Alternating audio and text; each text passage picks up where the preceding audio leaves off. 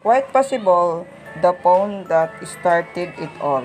The Nokia 3310. There was the first mass-marketed phones that were designed the market with the younger generation in the mind, diverging from the box type chunky design catered towards business. Professional, the Nokia 3310 opened to the toner, candy bar, and shape and appeal to the younger market. It was also one of the first to sport an international antenna and T9 text entry key. Part of Nokia experimental lane of the phone. The Nokia 7650 truly marketed many first for the brand when it was the release in 2001. It was the Nokia first phone in the future, an MMS, an email client as well the Bluetooth of GPRS connected.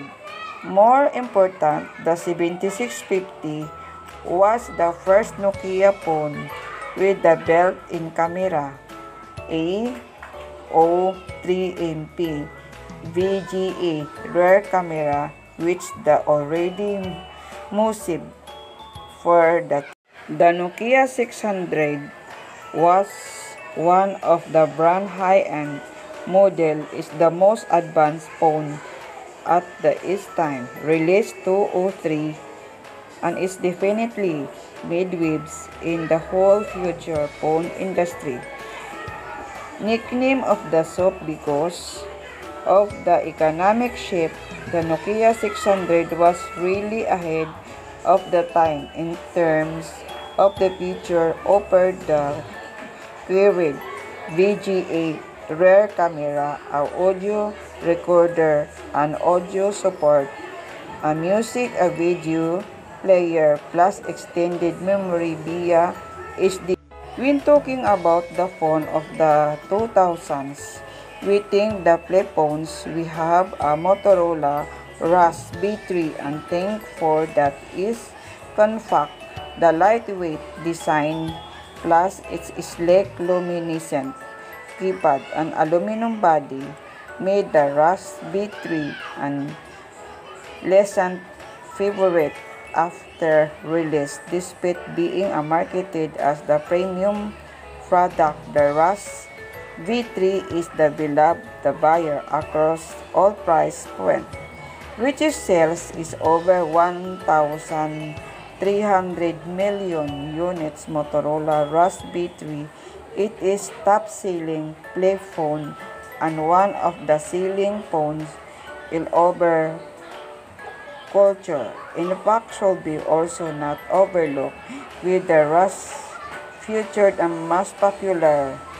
model status. Following success of Rocker V3, Motorola focus of the candy bar phones as the release of Motorola Rocker E1 in 2005.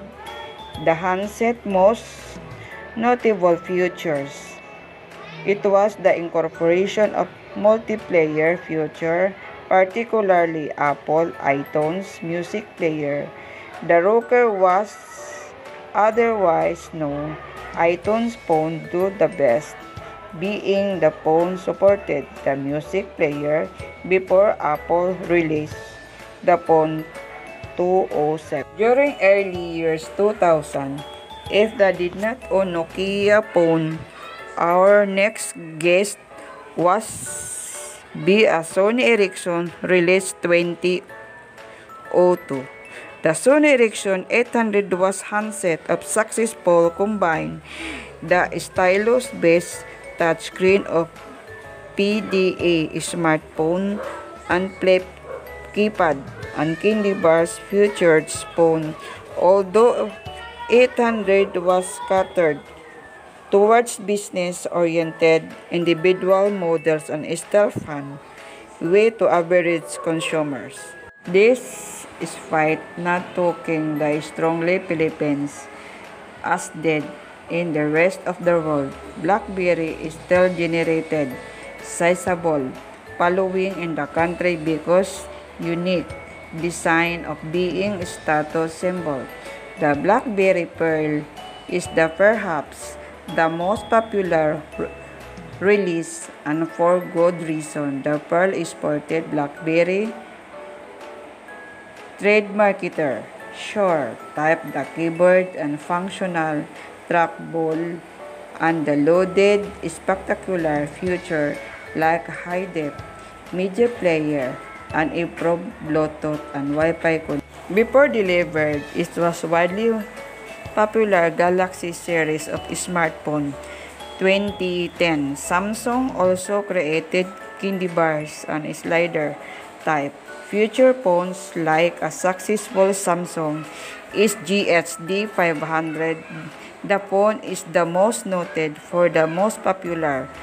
The slider design we knew the release of 2004, which is the adapted by many phones model from the other brand. The SGT D500 was widely popular among consumers worldwide because of the stylish, compact design, large and screen body ratio, the world media quality. Also, the Samsung first phone that sell all over the world units it is had continued selling 12 million more for the limited history. Divide the timeline of cell phone as before iPhone and after. It is clear to say why the first generation of iPhone in 2007 introduced a lot of new cutting-edge features that set price them for all succeeding smartphone to come. The iPhone was the first mass-marketed phone that used the multi-touch touchscreen display, detaching keyboard, and stylus-based system. The iPhone property OS was also unlike anything ever seen before by industry.